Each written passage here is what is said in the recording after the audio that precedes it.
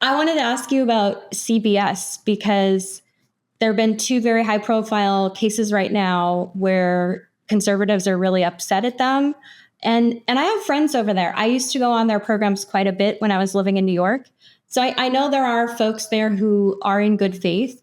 But to me, as Trump is widening his lead in the Electoral College, it seems like the media is getting so much more desperate. So the most recent example appears to be that a 60-minute interview of Kamala Harris that aired on Sunday, and then the same interview supposedly that aired on Monday, cleaned up her answer on Israel to make her seem much more sharp, whereas the first answer was pretty incoherent and rambling, which is what she's known for. I mean, her memes, she makes her own memes with her own word salads, and CBS cleaned up that word salad.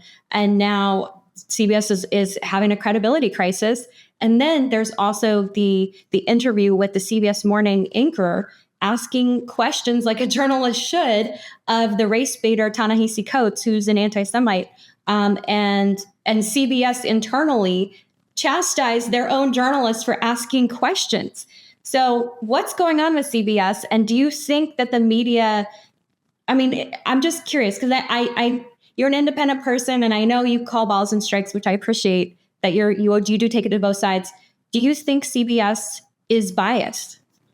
Well, I certainly think it was a mistake. Well, let me start by saying that if Donald Trump hadn't chickened out for the first time, he's the first candidate in over 50 years that refused to appear on CBS. And I don't understand what he's so scared of. I mean, obviously, he doesn't want to talk to anyone who's not even considered to be so on the right. And his excuse was, well, they're going to fact check me. Well, they fact check everybody. And then he said he gave some lame reason that in 2020, Leslie Stahl didn't apologize to him for about something. I mean, it was just, as usual, he gets so off the track. So if he hadn't chickened out, this issue wouldn't have been so glaring. So at least I give Kamala Harris the credit for coming on. But yes, I think that was a mistake. And I think it reduces the credibility of any news organization when they do that. I think his complaints about the vice presidential debate, I think those were a little overblown. I think that J.D. Vance was properly fact checked, and some of the lies that he told about, like Trump was the one who saved Obamacare. Oh my God. That's why during that debate, by the way, if you look at how they did on points, I think Vance clearly won. But when you look at the polls, people said it was a draw because Vance, first of all, comes across as so unctuous that he offends a lot of people. But the lies, even for him, were so egregious. Trump saved Obamacare? No, Trump spent 2 years trying to get rid of Obamacare. It was John McCain's thumb down that saved Obamacare. Even people who don't follow politics that closely knew that. And then he also refused to answer. Dave, can I just point out you were talking about a minute? You're not even saying anything. Let me finish, please. And he refused to answer the question about whether Trump had lost the 2020 election, which again feeded into that. So, but to get back to your question, I did say a question. I thought it was a mistake for CBS to do that.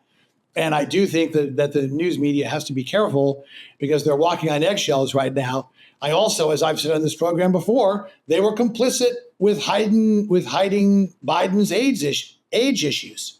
And I think that was a real dent to their credibility as well. So believe me, I'm the first one to criticize the media. And though I do give Kamala Harris credit for at least getting out there, because literally you hear from the right, well, she's not talking to anyone.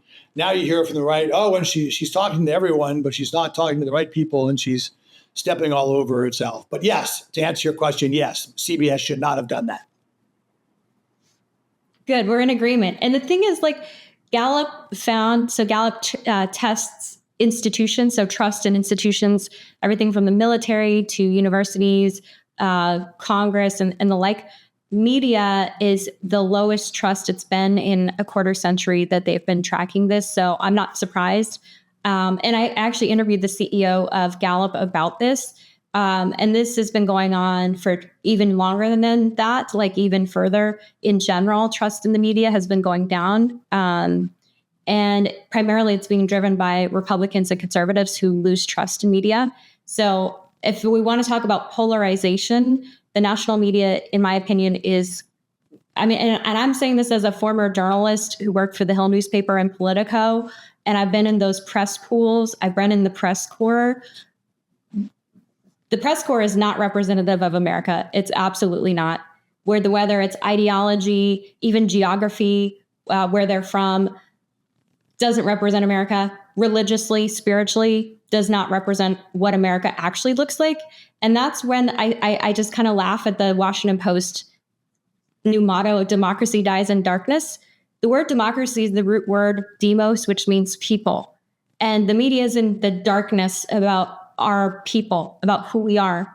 And that's why they put this content that's so biased, because they're so ignorant and choosing to actually love and care for the people who they're supposed to be the voice for.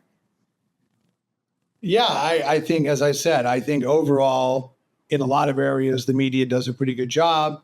And I think really the issue is that social media, if there's any slip up and when they make a mistake, everything is just fanned out of proportion and it goes viral very quickly and it becomes exponential. That's the issue.